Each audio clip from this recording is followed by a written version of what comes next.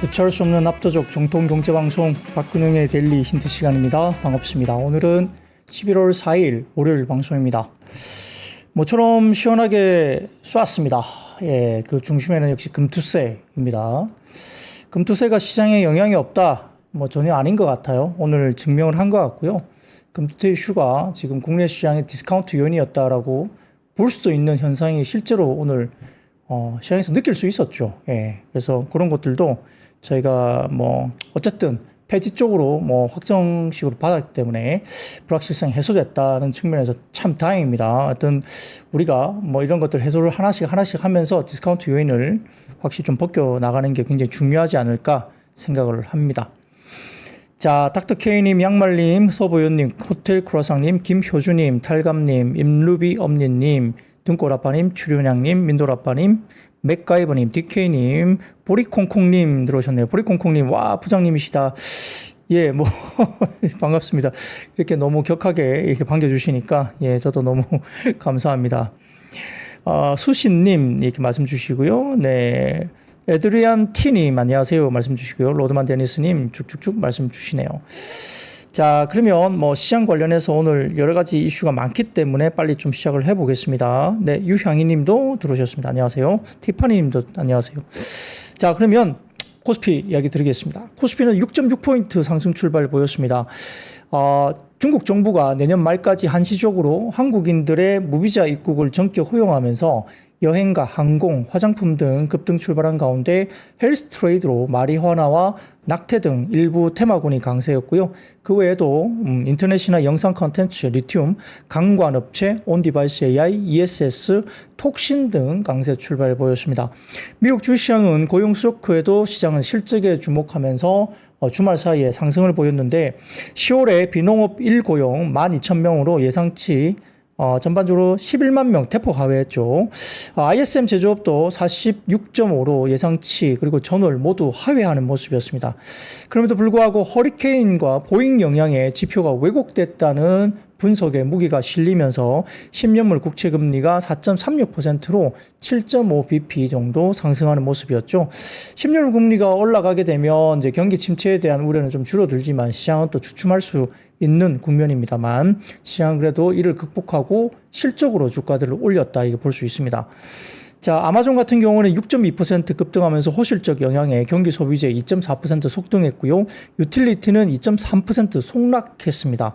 그 외 업종은 대체로 보합이었는데요. 자, 초두에 말씀드렸듯이 코스피는 금투세라는 불확실성 요인이 해소되면서 사거래일 만에 사실 급등입니다. 오늘 같은 경우에는 2차전지, 제약바이오, 커뮤니케이션 등이 상승을 보였고요. 9시 40분경 민주당 측에서 금일 당 최고위원회에서 국내 주식시장 상황을 고려해서 금투세 폐지에 동의한다라는 의견이 나왔습니다. 양시장 크게 반등을 주었었고 코스닥이 상대적인 급등세가 나타난 것으로 보입니다. 자, 오늘 재밌는 이슈가 있었는데 왜 금투세가 시장에 영향을 주는 게 맞느냐 이야기면 오늘 처음에 나왔던 뉴스의 기사 헤드라인은 내용도 없고 기사 헤드라인만 딱 나왔는데 이재명 대표 금투세 해야 된다 이런 식으로 기사가 나왔어요. 헤드라인만 내용은 없고요. 그게 나오다 보니까 갑자기 시장이 막 빠지기 시작했죠. 코스닥도 마찬가지고 쭉쭉쭉 빠졌어요. 근데 바로 뒤에 이재명 대표 금투세 시행과 관련해서는 해야 된다고 생각은 하지만 주식시장이 너무 어렵기 때문에 폐지 쪽에 동의한다 이런 식으로 이제 나왔죠. 그러니까 갑자기 V자 반동으로 다시 주가들이 올라왔고 코스닥이 급등세가 나타나면서 쭉쭉쭉쭉 시장이 계속적으로 힘을 받고 올라가는 모습이 보였죠. 자, 그래서 일부 좀 아쉽습니다. 기자분들이 이 기사를 쓰실 때 조금은 신중하게 써주시면 좋겠고 그 기사 때문에 어설프게 또 주식을 오늘 팔아버린 그 개인들도 있을 거거든요. 기사 한 줄 잘못 내면서 그렇게 시장에 영향을 줄 수 있기 때문에 조금은 이 기사를 내실 때 이렇게 헤드라인 제목 같은 것도 좀 신중하게 잘 내셨으면 좋겠어요. 이거는 상당히 피해를 주시는 거거든요. 기사를 그렇게 쓰시면 네, 굉장히 피해가 됩니다. 개인 투자자들 잘못 거기에 대해서 판단하고 개미털기처럼 이렇게 털어나갈 수 있는 그런 식이기 때문에 만약에 그걸 보고 막 주식을 털었다면 오늘 완전히 낭패 본 개인 고객들이거든요. 그래서 그거는 정말 이 제목 장사라고 말을 들을 만큼 그러시면 안 돼요. 조심해야 됩니다. 진짜로. 제발 좀 부탁 좀 드리겠습니다. 자, 그렇게 해서 어쨌든 오늘 시장은 뭐 코스닥 중심으로 급반등을 나왔습니다. 자, 그래서 오늘 항공 같은 경우에는 중국의 무이자가 아니고요. 무비자 대상국에 한국이 포함됐던 소식에 제주항공, 티웨이항공 등의 항공주가 괜찮았고요. 해리스 관련해서는 프레딕싯 관련된 사이트 기준 해리스 부통령 당선 가능성이 트럼프 후보를 추월했다는 이야기가 나옵니다. 그래서 해리스 트레이드가 다시 또 재부상하면서 2차전지 밸류체인 신재생 에너지 관련주가 강세를 나타냈습니다. 자, 그리고 대왕고래 이슈도 대왕고래 첫 시추 위치 확정이다라는 기사가 나오면서 이르면 내년 상반기 시추 결과 발표 기대가 나오면서 한국가스공사가 급등세를 나타냈습니다. 자, 그리고 금융 같은 경우는 금일 밸류업 ETF 패시브 9개 종목이 나왔고요. 액티브 3개 종목 상장을 했습니다. 전거래일 선반영 인식에 다소 조금 하락하는 모습을 보였고, 오늘은 워낙 다른 섹터가 올라가는 쪽이 많았죠. 오늘 제약바이오까지 강했고, 2차전지 강했고, 화장품, 항공, 엔터미디어 이쪽이 다 좋았기 때문에 일단은 우리가 이야기하고 있는 밸류 프로그램과 관련된 섹터, 금융주 이런 쪽은 조금은 쉬어가는 모습도 볼 수 있습니다. 코스닥은 금투세 폐지 결론에 전업종 강하게 반등을 했고, 코스피 대비 아웃퍼폼했고요. 지수 하방 압력 요인으로 존재했던 금투세 폐지 결론에 개인 비중이 높은 코스닥이 코스피 대비 아웃퍼폼을 했습니다. 자, 외국인과 기관 매수의 대형주 중심의 코스닥의 강세 보이기도 했고요. 2차전지, 그 다음에 제약바이오, 엔터업종 중심의 강세 보였죠. 자, 코스닥 같은 경우는 알테오젠, 리가켄바이오 10% 이상의 장중 급등세가 나타났고요. 그 외에도 예를 들어서 마이넥스라든지 에스팜 이런 종목들도 일단은 꽤 올라오는 모습을 보였다는 점입니다. 그 외에도 2차전지가 에코프로 그룹이라든지 이런 쪽도 상당히 강했기 때문에 상대적으로 일단 코스닥이 코스피보다는 아웃퍼폼을 했다 볼 수 있습니다. 자, 그리고 여행 같은 경우는 중국 정부가 무비자 대상국에 한국 포함됐고 11월 8일 날 시행한다는 이슈 때문에 여행이라든지 화장품, 그 다음에 항공 이런 쪽도 상당히 좋았고, 그리고 엔터주도 일단 반등세가 강하게 나왔고요. 강관업체는 대왕거래 첫 시추 위치 확정 소식에 강세를 나타냈습니다. 역시 오늘 상승에 촉매가 된 호재는 금투세 폐지입니다. 투자 심리 개선으로 특히 기관 투자자 수익이 유입되면서 증시에 힘을 실어주는 모습이었고요. 주말 사이에 아까 말씀드렸던 중국에 대한 이슈들, 한중 관계 개선에 대한 기대감이 또 유입됐고, 최근에 해외 외자 파노 게임 같은 경우도 파노에 한국 게임이 또 인식이 됐기 때문에 이런 부분들도 같이 분위기가 좀 좋아지면서 중국 소비주라든지 컨텐츠 관련주들도 일제히 상승했습니다. 업종별로는 코스피 철강, 금속, 음식료품, 의약품 강세 보였고, 반면 통신업이 다소 좀 쉬어갔고요. 리가켄바이오 같은 경우는 결핵치료제 임상 2비상 유효성 확인과 그리고 알테오젠 같은 경우는 테르가제 공동 영업 소식 등이 개별 주식 호재에 전해지면서 급등세가 나타났고, 의약품 종목별 강세를 이끌었습니다. 그리고 제약바이오 역시 개인들의 선호가 높기 때문에 더군다나 오늘 금투세 폐지 동의 관련된 이슈가 나오면서 유한양행, 삼성바이오 로직스 등도 전반적인 바이오 업종 강세를 이끌었고요. 국내 HBM 관련된 밸류체인도 최태원 회장이 SK AI 서밋 기조연설을 통해서 엔비디아 측에 HBM4 공급 일정 축소 요구 언급하면서 HBM 밸류체인도 괜찮았습니다. 특히 SK 하이닉스가 상승폭이 컸고요. 금일 5,100억 규모의 밸류업 ETF, ETN이 상장했지만 금융업종 같은 경우는 지난 금요일 날 해당 호재 선반영 뒤에 일부 차익 실현이 좀 나오지 않았을까 생각합니다. 코스닥은 2차전지, 제약바이오, 반도체 소부장, 엔터미디어 등 업종 전반 강세를 보이면서 업종별로 오락문화와 기타 서비스 등이 강세를 보였습니다. 자, 그런 모습들 때문에 오늘 웬만큼 시원하게 올라줬는데요. 역시 11월 들면 시장이 좀 올라갈 것이다. 9월, 10월 항상 대선을 앞두고 주가들이 빠진 이후에 10월, 12월 넘어가면서 시장이 좀 회복을 할 수 있다. 이게 또 금투세 폐지와도 맞물리면서 이렇게 좀 탄력을 받았고요. 연속성에 대한 부분들을 좀 봐야 되겠지만 어쨌든 굉장히 탄력 있는 불확실성 해소 이런 부분에 대해서는 모멘텀을 좀 받고 갈 수 있다는 생각도 꽤 해볼 수 있겠습니다. 자, 그런 것들 중심으로 일단 이야기를 드렸고요. 시장에 대해서는 역시 오늘처럼 시원하게 좀 올려줬으면 하는 그런 생각도 해볼 수 있겠죠. 자, 그런 것들 말씀 좀 드렸고요. 쌍기역 리얼 어멈님, 네, 호텔 쿠라상님 축하드려요. 오늘 수익이 좀 많이 나신 것 같은데요. 네, 그럼 좋겠고, 바다사랑남님 자료 올려주시면 감사하겠습니다. 말씀 주시는데, 혹시 피디님, 저희 지금 방송 관련된 원고가 올라갔는지 한번 확인 부탁드리겠습니다. 네, 제인님, 저 털렸어요. 예, 기사 제목 때문에 놀래가지고 파르신 것 같은데, 어떡해요. 네. 그런 게 좀 일단 어쨌든 개인 투자자들이 그런 거에서 오늘 상당히 좀 난감했던 어떤 분들도 계시지 않을까 생각도 해봅니다. 네. 어쨌든, 예, 이런 것들이 상당히 좀 조심해야 되는 부분인데 좀 아쉬운 부분이 분명히 있는 것 같아요. 네, 하야니아님 들어오셨고요. 네. 감사합니다. 마이 뷰티풀 엔젤님 들어오셨고요. 네. 수시아님, 네. 감기 조심하시라고 말씀 주시는데 다 같이 감기 조심하시고요. 네, 그렇습니다. 앞으로 쭉쭉 가자, M님 말씀 주셨죠? 네. 시장이 그렇게 쭉쭉쭉 가면 제일 좋겠죠? 저도 그랬으면 좋겠습니다. 여튼 이런 것들 중심으로 시장이 그래도 좀 올라왔기 때문에 아무튼, 연속성을 가지고 좀 더 올라가기를 바래 봅니다. 빈맨님, 예, 금투세는 폐지로 됐으니까 결국 남은 것은 상법 개정입니다. 상법 개정의 탄력을 받아야 돼요. 예, 그게 굉장히 중요하고요. 금투세 폐지는 일단 넘어갔기 때문에 상법 폐지로 이어지면서 좀 더 시장에 근본적으로 어떤 호재를 나타내면 좋겠고, 상법 폐지로 가게 되면 결국 밸류업 관련된 쪽에 탄력을 또 받을 수 있기 때문에 시장의 상승폭이 좀 더 연속적으로 올라갈 수 있다는 점도 저희가 생각을 해볼 수 있겠습니다. 아마 민주당 쪽에서 상법 폐지 이야기를 또 오늘 꺼냈기 때문에 주도권을 또 잡는 거죠. 그러니까 금수세 관련해서는 이렇게 민주당이 조금 계속적으로 설랑설레하면서 주춤거렸는데 오늘 금수세 폐지에 대해서 이렇게 동의한다고 이야기를 하면서 상법 개정을 또 탁 물고 나왔거든요. 그러니까 아젠다를 또 먼저 잡기 위해서 튀어나왔기 때문에 상법 개정 관련된 부분들을 또 탄력을 받는다면 상당히 시장도 긍정적으로 갈 수 있다. 이렇게 볼 수 있겠죠. 자, 그런 것들까지 저희가 체크를 좀 해보도록 하겠습니다. 자, 그러면 매크로 지표 이야기 좀 드려볼게요. 자, 다음 표 하나 보여드리겠습니다. 미국의 고용보고서인데요. 기업가 가계조사 증가율인데 대체로 보면 조금 하향 추세로 보입니다. 살짝 이렇게 조금 주춤한 모습이 역시 보이고 있기 때문에 고용보고서가 살짝 아쉬운 부분이 분명히 있는데 여기에 대해서 체크 포인트를 좀 몇 가지 말씀드리면 미래세증권의 표입니다. 이 보시면은 자, 전월 수치 대비 큰 폭 하향 조정이 나왔는데요.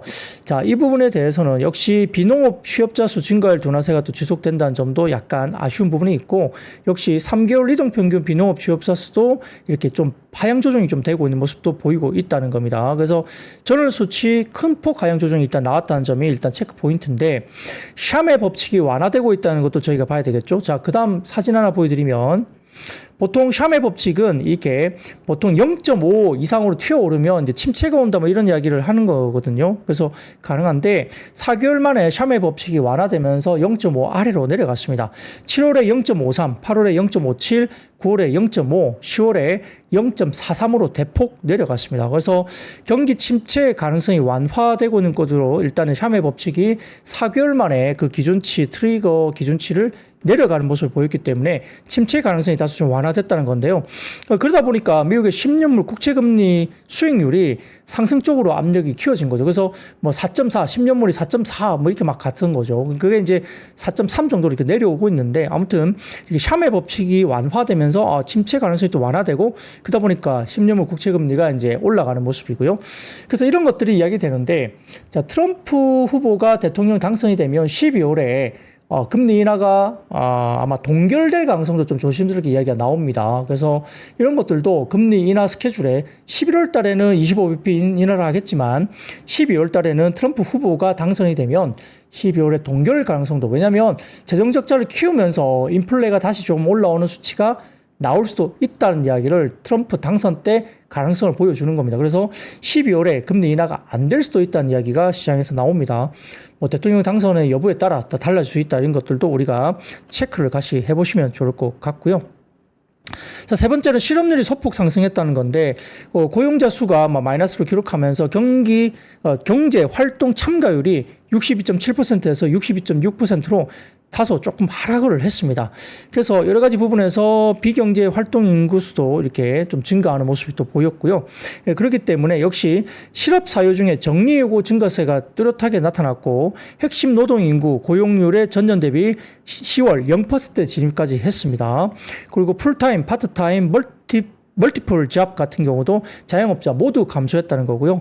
임시직 서비스 수요 둔화도 압력이 커지고 있다 이렇게 볼 수도 있기 때문에 약간 이렇게 고용 지표가 아주 뭐 심각하게 그런 건 아니지만 고용 지표가 조금 이렇게 가고 있는 겁니다. 조금 조심스럽게 이것들도 체크를 좀 해보셔야 될 것 같아요.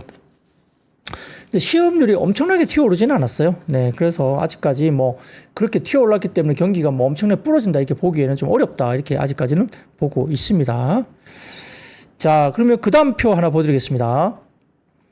코스닥의 연간 수익률인데요. 이게 KB증권의 자료인데 코스닥은 연간 수익률이 2년 연속 부진했던 사례는 없었다는 자료입니다. 2020년도부터 이야기를 했는데 이 코스닥이 보면 2020년 빠졌다가 2001년이죠. 1년에 올랐고요. 2002년 빠졌다가 2003년 올랐고 뭐 이렇게 쭉쭉쭉 2004년 빠졌다가 2005년 또 급등했고 이런 것들이 있기 때문에 2000년도부터 보면 지금 한 번도 20년 이상 봤을 때 2년 연속 코스닥 연간 수익률이 마이너스권이 없었다는 겁니다. 올해 같은 경우는 코스닥이 마이너스 수익률이겠죠. 그러니까 내년에는 코스닥이 좋아질 수 있다 이런 이야기를 하는 것 같고 금투세 폐지되는 경우라면은 연말 연초 역시 코스닥 시장의 강세를 갈 수 있는 환경이 충분히 이제 조성됐다라는 KB증권의 이야기가 나오고 있습니다. 자, 그리고 그 다음 표 보여드리면 24년 코스닥 거래대금입니다. 역시 이제 코스닥 거래대금이 살아나야 되는데 24년 4월부터 거래대금이 축소되기 시작했죠. 특히 금투세나 이런 것들이 역시 이제 혼란을 겪으면서 9월, 10월 특히 넘어가면서 이제 완전히 코스닥 거래대금이 죽어버렸죠. 뭐 그런 것들이 있기 때문에 역시 전통적으로 또 10월이 최악이라고 하네요. 자, 이 막대 그래프는 2020년부터 23년까지 코스닥의 평균 거래대금을 나타낸 것 같아요. 그리고 24년도 같은 경우도 이렇게 쭉쭉쭉 줄어나가는 게 보입니다. 이게 실선 그래프가 24년의 거래대금인 것 같은데 이런 것들이 평균적으로도 역시 보면은 20년 넘게 평균을 내보면 10월 달에 코스닥 거래대금이 완전히 죽는 모습을 또 보입니다. 그래서 전통적으로 10월이 최악의 거래대금인데 11월, 12월에는 전통적으로 다시 거래대금이 회복하는 경향이 아주 뚜렷하고요. 또 이 금투세 폐지가 됐기 때문에 그 이후에 코스닥 쪽의 거래대금이 또 살아나면서 시장도 좀 살아나는 그런 모습으로 볼 수도 있다는 이야기를 하고 있는 것 같습니다. 자, 그래서 그 다음에 이야기 드려볼게요. 그 다음 표 하나 보여드리면 이겁니다. 2000년도부터 코스피의 월간 에버리지 리턴 수익률이죠. 보면 11월, 12월 독보적으로 높습니다. 코스피도 높죠. 독보적으로 11월, 12월에 수익률이 굉장히 좋았다. 연말에 이렇게 볼 수 있겠습니다. 그래서 이렇게 본다면은 역시 금투세 폐지와 더불어서 코스피, 코스닥 시장이 살아날 수 있다. 대선도 끝나면 미국 대선 끝나면 대선 직전에 주가가 조정을 받고 대선 이후에는 민주당이든 공화당이든 누가 됐든 역사적으로 다 주가는 올랐다. 이런 이야기를 최근에 계속 분석 자료가 나오고 있기 때문에 자, 그러면 연말 연초 상당히 기대를 해볼 수도 있겠다. 여기다가 상법 개정까지 같이 어울려지면은 상당한 또 시너지 효과를 나타낼 수도 있겠다. 이런 생각도 해볼 수도 있겠습니다. 자, 매크로 지표는 여기까지 한번 말씀을 드려보고요. 네, 듀퐁님, 네, 저도 왔습니다. 말씀 주시네요. 네, 반갑습니다. 자, 그러면 첫 번째 매크로 바로 넘어가겠습니다. 오늘 중국 소비 관련주들이 뭐 주가들이 상당히 좋았죠. 말씀드렸듯이 무비자 입국 관련된 중국 이슈가 있었죠. 내년 12월 31일까지라고 합니다. 중국이 한국을 무비자 대상에 포함한 것은 이번에 처음이라고 하고요. 한국 등 9개국 일반 여권 소지자는 비즈니스와 여행 관광, 친지, 친구 방문, 환승 목적으로 15일 이내 기간에 중국을 방문할 경우에는 비자를 발급하지 않아도 전해진다 이렇게 했습니다. 그래서 중국 여행에 관심이 있는 20대에서 40대 뭐 그뿐이겠습니까? 50대까지도 역시 중국 여행이 많이 늘어날 수 있는 환경이 됐다 이렇게 이야기되고요. 중국은 일본 동남아와 함께 한국 여행객이 또 많이 찾는 큰 지역인데 중국 비자가 일회용 단체 비자를 하더라도 한 6만 원 정도의 발급 비용도 드는 동시에 발급 기간도 일주일가량 소요되면서 상당히 좀 까다로웠습니다. 근데 이런 것들이 최초로 이제 없어지는 거겠죠. 그래서 오늘 뭐 여행주라든지 그 다음에 항공주 이런 쪽이 괜찮았고요.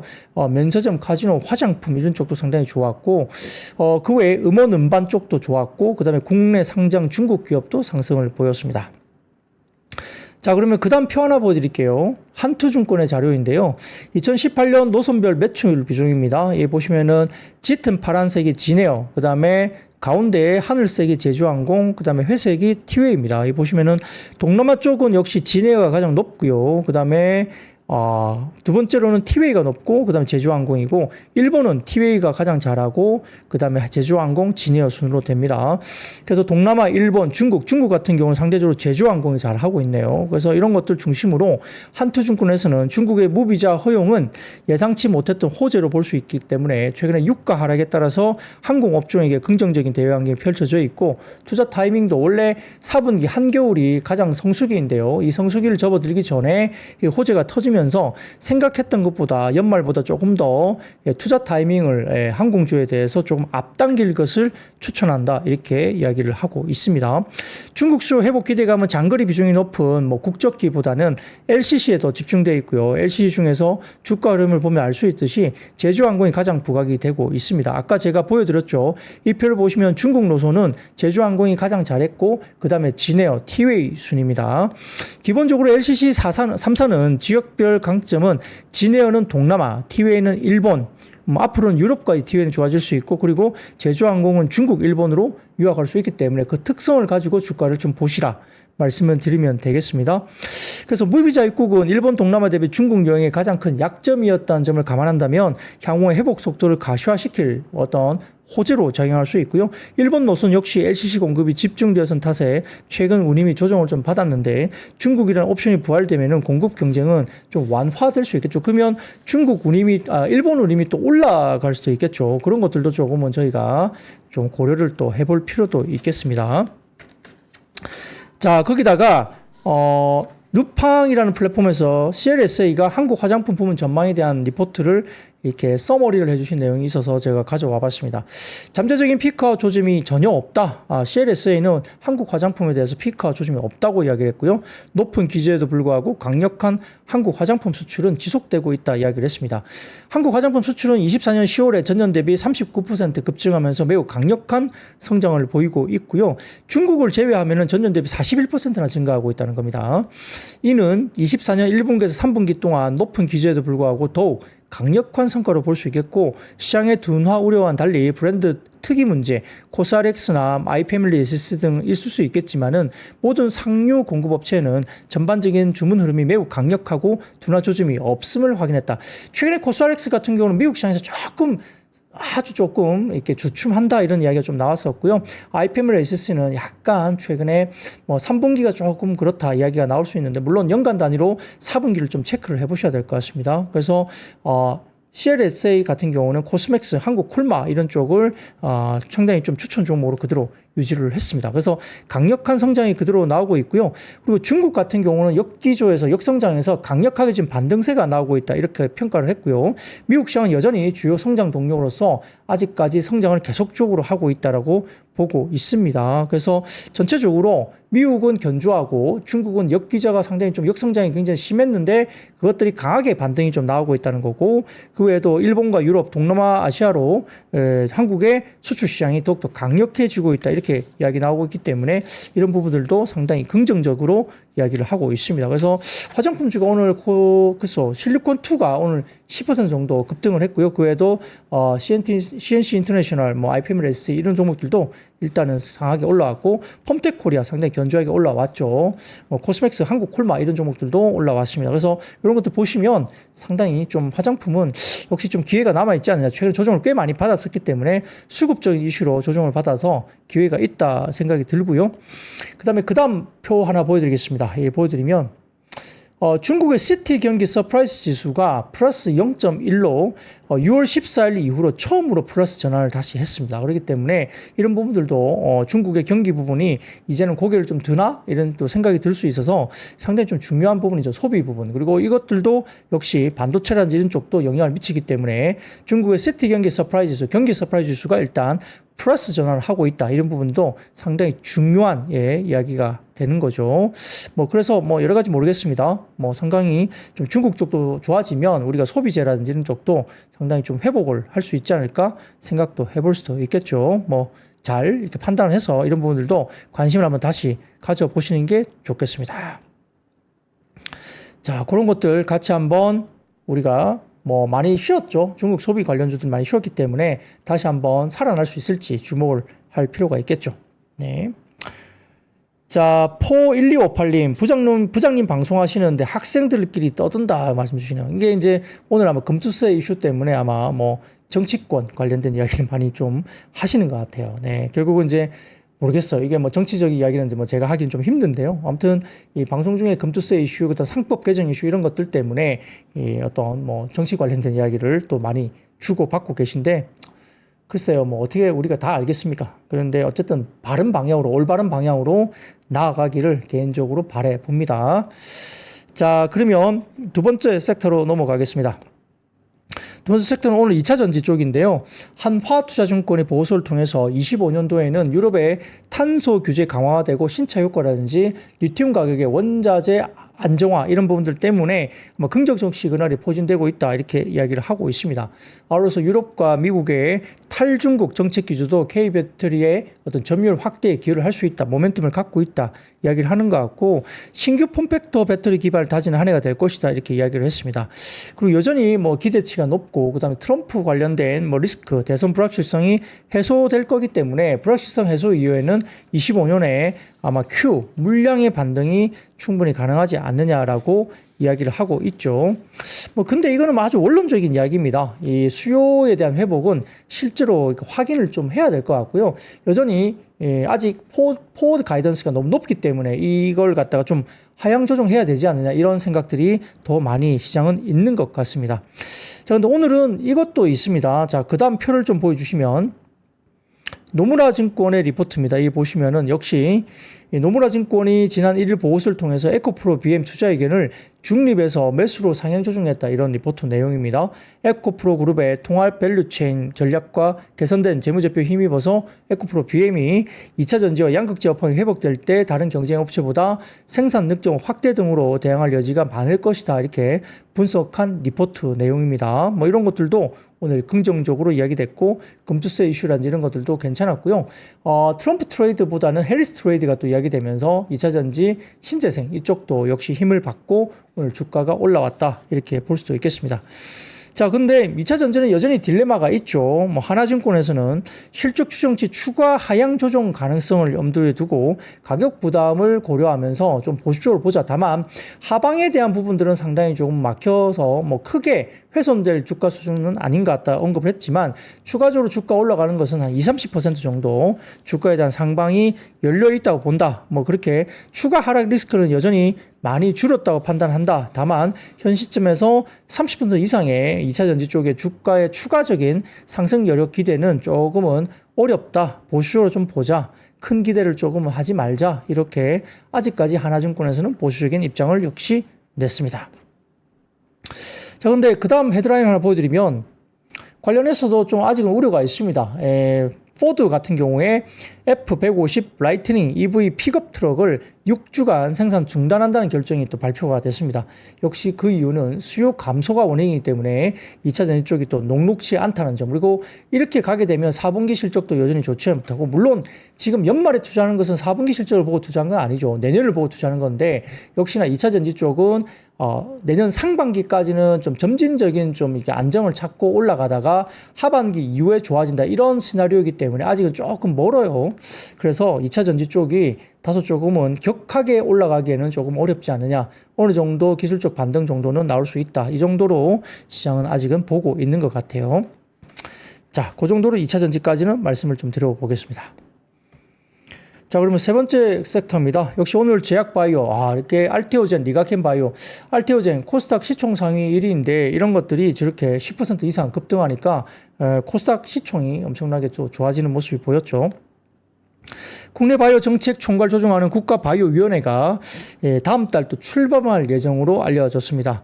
대통령실 과학기술 수석비서관이 브리핑을 통해서 올해 4월 첨단 바이오 이셔너티브 발표를 하고 관련 거버넌스를 신속하게 정비해서 국가바이오위원회를 출범에 이르게 됐다 밝혔습니다. 그동안 바이오 분야는 과학기술정보통신부, 그다음에 보건복지부, 산업통상자원부 등이 각각의 정책과 R&D를 다뤄서 분절적으로 지적을 받아왔다. 그러니까 너무 이제 각 부서별로 분절해서 서로 따로따로 논다 뭐 이런 이야기겠죠. 국가바이오위원회를 통해서 기초 연구부터 임상 상용화에 가는 가치 사슬을 전반적으로 유기적으로 연결할 수 있을 것으로 언급을 하면서 기대치를 높였다 이렇게 이야기가 나오고 있는 것 같습니다. 그 외에도 오늘 뭐 R&D 투자를 선도형으로 전면 개편하고 AI, 바이오, 양자 등 3대 게임 체인지와 12대 전략기술 중심으로 한 역대 최대죠 29조 7천억 투입을 하겠다라고 정부가 또 밝히기도 했습니다. 여기에 따라서 상당히 조금은 바이오가 올라왔고 아까 서두에 말씀드렸던 알테오젠과 리가켄 바이오는 각각의 또 모멘텀 이슈가 있었기 때문에 이걸 가지고 급등이 나왔다 이렇게 볼 수도 있겠죠. 거기다가 막판까지 뭐 이야기되면서 뭐 미국 대선에서 누가 당선이 되더라도 중국 바이오를 견제하기 위한 생물보안법 영향이 또 강력하게 이야기되면서 국내 의약업체가 수혜를 볼 수 있다는 기대감이 지속되고 있는 것 때문에 역시 뭐 바이넥스, 뭐 ST팜, 그 다음에 삼성바이오로직스까지 일단 반등이 나왔다 볼 수도 있겠습니다. 뭐 오늘의 하이라이트는 역시 알테오젠과 리가켄 바이오가 역시 주가가 급등한 모습이 오늘의 하이라이트가 아닌가 생각도 듭니다. 자, 그러면 제약바이오. 제가 말씀드렸지만 제약바이오는 9월달 뭐 아주 드라마틱하게 수익률이 좋았다 말씀드렸죠. 12월달도 물론 좋습니다. 제약바이오 쪽은 역시 11월달 실적이나 수익률이 상당히 좋았다 이렇게 말씀을 또 드려왔죠. 참고를 해보시면 좋을 것 같습니다. 자, 그러면 네 번째 섹터로 넘어가겠습니다. 네 번째 섹터는 혹시 반도체입니다. 광로정 SK 하이닉스 대표이사가 오늘 뭐 금요일 오전 코엑스에서 열린 SK AI 서밋 2024 기조연설을 통해서 HBM4부터 16단 시장이 본격적으로 열릴 것으로 보인다면서 기술 안정성 확보 차원에서 48GB HBM3 16단 제품을 개발 중이고 내년 초에 고객에게 샘플을 제공하겠다라고 밝혔습니다. 16단 제품을 시뮬레이션한 결과 HBM3 12단보다는 학습 성능은 18%, 추론 성능은 32%나 향상됐다고 밝히고요. 이미 12단에서 양산성이 검증된 어드밴스드 MR-MUF 방식을 계속 적용하고 백업으로 하이브리드 본딩도 개발 중이라고 밝히고 있죠. 자, 본딩 관련해서 그래서 한미 반도체, 그다음에 한화 이렇게 뭐 인더스트리얼 뭐 이쪽도 마찬가지고요. 그다음에 ASMPT 이런 싱가포르 회사까지도 이 본딩 장비 관련해서 설왕설래 하고 있습니다. 자, 아울러서 젠순왕 엔비디아 최고 경영자도 역시 SK AI 서밋 2024 영상을 통해서 SK 하이닉스와 뭐 협력을 통해서 적은 메모를 통해서 정확하고 구조화된 연산을 해 무해의 법칙을 넘어선 진보를 이룰 수 있었다. 이런 이야기까지 이야기를 했고요. 아직까지 필요하다 이야기를 했고, 그 다음에 SK 하이닉스 측에서는 HBM4를 젠순왕이 6개월 정도 좀 앞당겨서 줄 수 있느냐라고 뭐 적극적으로 지금 이야기를 하고 있다. 이런 언급까지 하면서 하이닉스가 오늘 상당히 높은 상승률을 보였다 볼 수 있겠습니다. 자, 지난 뭐 뉴욕 주식시장에서도 고용 쇼크에도 불구하고 아마존 실적 개선 등에 따른 뭐 여러 가지 필라델피아 반도체 지수도 상승 마감을 했다 이렇게 볼 수도 있겠고요. 인텔이 7.8%나 급등을 했습니다. 이런 영향도 있으면서 주가들이 꽤 올라왔고 오늘 뭐 이오테크닉스 이런 종목들도 꽤 주가 상승폭이 컸다 볼 수 있겠고 그 외에도 CXL 관련된 이슈도 테마주들도 주가들이 같이 올라왔다 이렇게 볼 수도 있겠죠. 자, 그리고 다올투자증권의 이야기입니다. 다올투자증권에서는 빅테크 4개사가 25년 캐펙스 확대 기조를 확인했다 이야기를 하고 있습니다. 자, 대선을 앞두고 눈치 보기가 좀 있었을 것으로 이야기를 하고 있는데 역시 대선이 끝나면 불확실성이 해소되면서 캐펙스 관련된 이연된 투자가 아마 강하게 들어올 것이다 시장은 보고 있는 것 같아요. 25년 캐펙스가 24년보다 클 것이라는 것은 모두 공통적으로 이야기를 하고 있다. 빅테크 4개사가 다 이야기를 하고 있다는 겁니다. 그 투자 지속의 근거 이런 부분들이 재확인됐다 이야기됐고요. 마이크로소프트는 장기 수요 신호를 포착했다고 보면서 유럽과 남미 등의 AI 인프라 투자를 발표했고요. 있고요. 아마존 같은 경우는 초기 AWS 대비 AI 사업의 3배 빠른 성장 속도를 언급하면서 AI 쪽 캐펙스를 강하게 또 드라이브를 걸면서 대규모 투자가 들어갈 것으로 보고 있는 것 같습니다. 자, 그래서 그 다음 표를 좀 보여드리면 빅테크 4개사의 캐펙스 추이 컨센서스인데요. 상향 속도가 상당히 높습니다. 24년에서 25년으로 올라갈 때 상당히 높은 상향 속도가 나타나고 있다. 4개사가 다 마찬가지로 그렇다는 거고요. 오른쪽 보시면 역시 빅테크사 4개사가 캐펙스 컨센 추이인데요.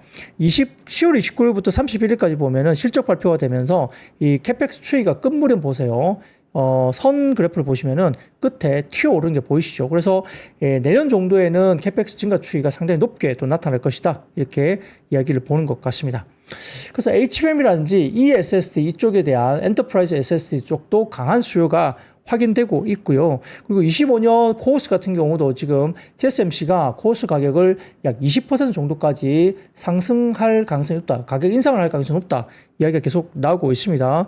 거기에다가도 여전히 웨스턴 디지털, SK 하이닉스를 통해서 고용량 ESSD 쪽 관련해서도 비용 절감을 넘어 성능 개선이 되고 있는 쪽에 필요성이 확대되고 있다 이야기를 하고 있고요. DDR5도 견조하고 그 다음에 25년 범용 수요도 점진적으로 좀 개선세로 가지 않을까 이런 이야기를 쭉 하고 있는 것 같습니다. 그리고 AI PC 신제품 출시가 11월, 12월에 또 집중되고 있기 때문에 빠르면 11월 늦어도 12월에 D5 가격 반등이 나올 것으로 다울투자증권 보고 있고요. 그래서 PC 관련된 긍정적인 견해가 계속 이야기 나오고 있다. 뭐 난야라든지 AMD, SK 하이닉스, 그다음 삼성전자 등등도 25년 AI PC 관련된 긍정적인 견해가 계속 나오고 있고 내년에 상반기 정도부터는 윈도우 10 종료에 맞춰서 정부와 기업, 공공기관용 PC 교체 수요가 발생할 걸로 보고 있기 때문에 PC 관련된 수요가 이야기되면서 역시 레거시 제품이라든지 여러 가지 부분에서도 상당히 긍정적인 수요가 나타날 수 있지 않느냐 이야기가 나옵니다. 자, 그래서 다울투자증권은 소부장 선호도가 유지되면서 HBM이나 D램 미세화 장비 쪽을 최선으로 봤고요. 그다음에 인프라 장비를 두 번째, 그다음에 세 번째는 부품 소재 쪽으로 선호도를 두고 봤습니다. 자, 그리고 지금 그 다음 표 하나 보여드리겠습니다. 메리츠증권의 자료인데요. 여기 보시면 AI 인프라 기업들의 실적의 포인트가 한 가지 있었는데 어떤 포인트를 잡았느냐. 결국은 AI 서버 기업 실적 발표에서 공통적으로 그동안 AI 투자가 자사 그 자체도 마찬가지고 고객사 AI 관련된 서버 기업의 고객사에 대한 비용 절감 효과로 이어지고 있다는 걸 숫자로 드러냈다는 게 특징적이었다. 그러니까 AI 관련된 부분들 AI 서버 기업들이 AI를 씀으로써 역시 비용 절감이 나타났다. 이걸 공통적으로 이야기하고 있다는 거죠. 자, 그러면서 역시 캐펙스 위쪽의 실선은 25년 M7이 캐펙스인데 캐펙스가 계속 파란색 실선이 그 위와 급수적으로 늘고 있죠. 자, 그리고 아래쪽 막대 그래프 보시면은 피크 디맨드가 되면서 그 다음에 24년부터는 이렇게 캐펙스 증가했다는 가격 하락이 나타나는 거죠. 그러니까 수익성이 좋아질 수밖에 없다는 겁니다. 이렇게 비용이 감소되면서 캐펙스를 늘리면서 이렇게 오히려 AI 쪽 서버를 쓰고 있는 고객사들도 비용 감소가 나타났다. 그러면 이렇게 IT 기업들이 비용 감소가 되면서 어닝, EPS가 좋아지죠. 영업이익률이 좋아지기 때문에. 그래서 이런 것들이 결국은 기술 진보에 따른 비용 절감, 마진 개선이 ROE 개선으로 이어지면서 결국 추세적인 밸류에이션 상황이 상당히 뒷받침되면서 주가는 긍정적으로 올라갈 수 있다. 이런 이야기를 또 하고 있는 것 같아요. 그래서 내년적인 핵심적인 변화로 AI 캐펙스, 고성능 새 AI 칩 출시가 기존 AI 서버 비용 하락을 유발하면서 AI 소프트웨어 기업들의 킬러 앱 개발이 용이해지는 환경으로 가면서 결국 이쪽에 관련된 기회 요인이 굉장히 커질 수 있다. 이야기를 지속적으로 하고 있는 것 같습니다. 일리가 있죠. 예, 그런 것들 때문에 캐펙스 투자도 역시 굉장히 많이 캐펙스 투자를 할 수밖에 없다. 이런 이야기를 뒷받침하고 있죠. 자, 거기다가 그 다음 표를 하나 보여드릴까요? 그 다음 표를 보여드리면 엔비디아가 인텔을 대체하면서 다우존스 지수에 편입이 될 것으로 보입니다. 11월 8일 정도인 것 같은데 엔비디아가 인텔을 대체하면서 다우존스 지수에 편입된다. 그러면 글쎄요, 뭐 다우존스가 상당히 안정적일 수도 있겠습니다. 뭐 이거 편입 이슈가 있기 때문에 이것도 지수 관련해서 조금은 체크를 좀 해보십시오. 다우, S&P 500, 나스닥 뭐 이런 것들 관련해서도 엔비디아가 다우존스 지수로 편입된다. 이것도 확인을 한번 해보시면 좋을 것 같아요. 자, 그리고 그 다음 헤드라인 보여드리겠습니다. 엔비디아가 일론 머스크의 XAI에 투자를 논의 중이다 이야기가 나옵니다. 월스트리트 저널에 따르면 XAI가 투자들과 조기 협상 중이라고 보도되고 있고, 이에 따라 스타트업의 가치가 올해 초 240억 달러에서 450억 달러로 상승할 것으로 예상하고 있고요. 엔비디아도 일론 머스크의 XAI에 투자를 논의 중에 있다라고 이야기가 나옵니다. 자, 그런 것들도 좀 참고로 해보시면 좋을 것 같습니다. 여전히 계속 그래서 역시 AI입니다. AI가 나오고 소프트웨어 쪽도 올라갈 수 있기 때문에 한국의 컴퓨터 등을 포함한 소프트웨어 기업들도 잘 보셔야 되겠죠. 돈을 버는 소프트웨어, 그러니까 AI 소프트웨어를 하는 회사들을 잘 보셔야 되겠습니다. 자, 그러면 다섯 번째 섹터입니다.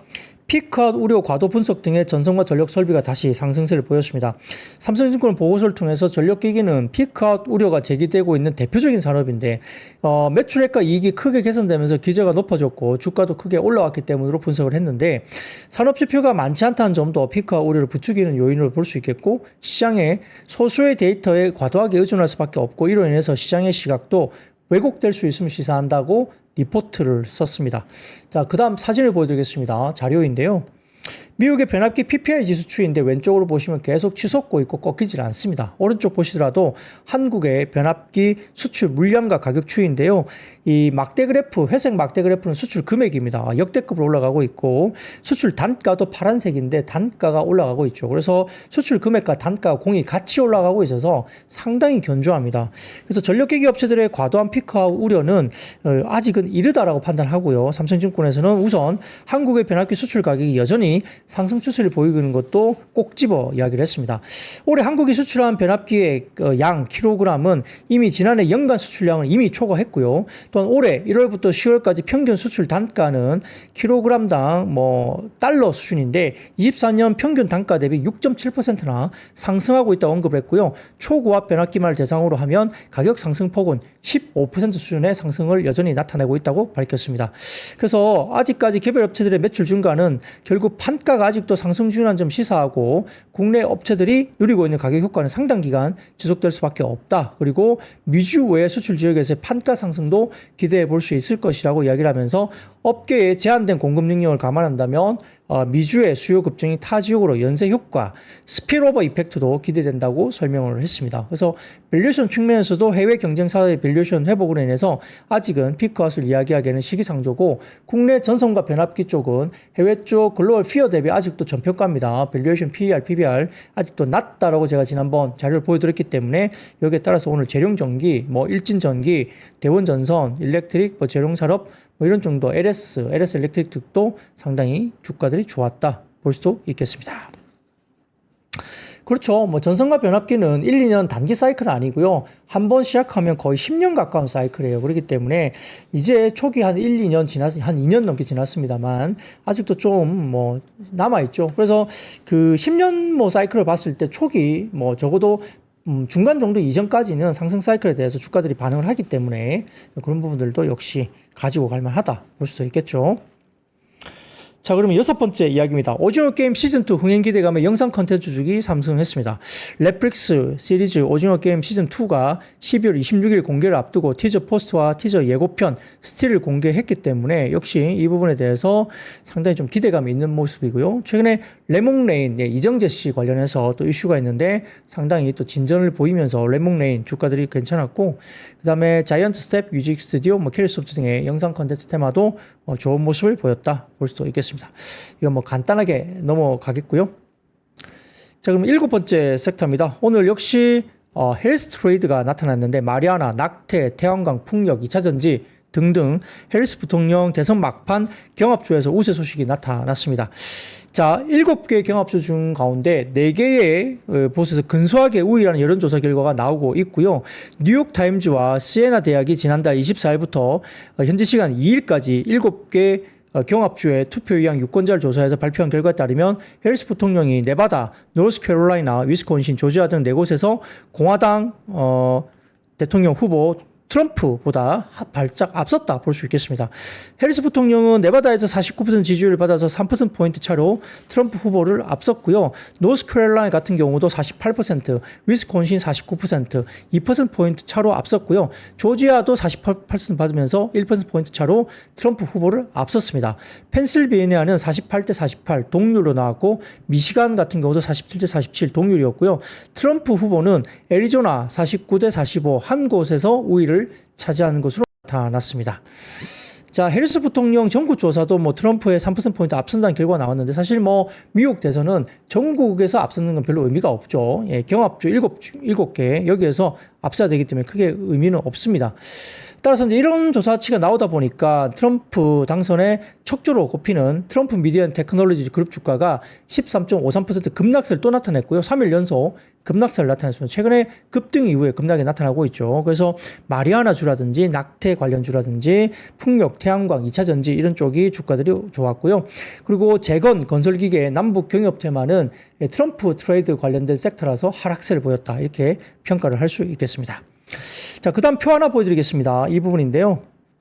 프레딕션 마켓입니다. 이게 이제 확률, 이렇게 배팅 사이트죠. 여기 보면 프레딕식 같은 경우는 해리스에게 유리하게 돌아선 최초의 배팅 사이트로 보이는데 여기 보시면 오렌지 색깔로 보이는 쪽이 이 기준선 아래로 내려가고 있기 때문에 해리스 쪽으로 트레이드 관련해서 해리스 쪽으로 배팅을 했고요. 그 다음에 칼쉬라든지 그 다음에 폴리마켓 같은 경우도 지금 같은 방향으로 아직까지는 약간의 트럼프 우세로 배팅을 하고 있는데 이 부분도 같은 방향으로 추세를 보이고 있다. 해리스 쪽으로 유리하게 가는 방향으로 추세를 보이고 있다는 거고요. 선거에 다가오면서 경쟁이 더 치열해지는데 자, 이번 대선은 역시나 상당히 좀 불복 가능성, 그러니까 트럼프 후보의 불복 가능성도 있다는 점에서 조금 며칠 골치 아플 수도 있겠다. 그런 생각도 해볼 수도 있겠습니다. 자, 공화당 텃밭인 아이오와의 또 변심에 대해서 이야기 나오는데 2016년과 20년에 트럼프가 아이오와에서 승리할 것을 정확하게 예측했던 아이오와 유명 여론조사 전문가인 앤 셀저가 해리스가 트럼프를 아이오와에서 앞서고 있다고 주장했습니다. 여론조사 결과 해리스가 트럼프를 3%포인트 앞선 것으로 나타났고요.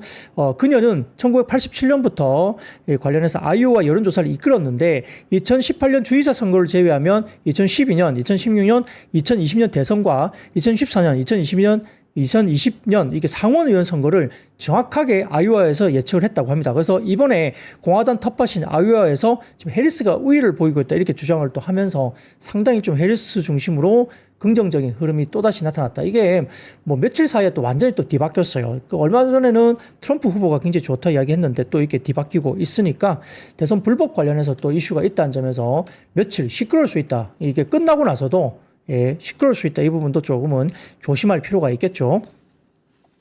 자, 그리고 8번째 이슈입니다. 서울시 교육청이 내년에 AI 디지털 교과서 예산 편성 소식이 이루어지면서 교육 관련주, 온라인 교육 관련주도 주가들이 올라왔고요.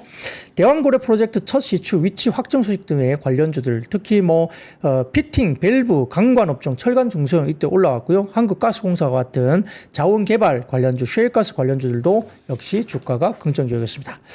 자, 오늘 금투세 폐지 관련해서 결정이 되면서 불확실성이 하나 꺼졌습니다. 시원하게 연속적으로 더 주가들이 급등하기를 바라면서 내일 찾아뵙겠습니다. 여러분 아시죠? I see you. 삶의 격을 높이는 9가지 지혜를 함께 나눕니다. 위즈덤 칼리지 시즌 2 영상 아래 링크를 클릭하시면 자세한 내용을 확인하실 수 있습니다.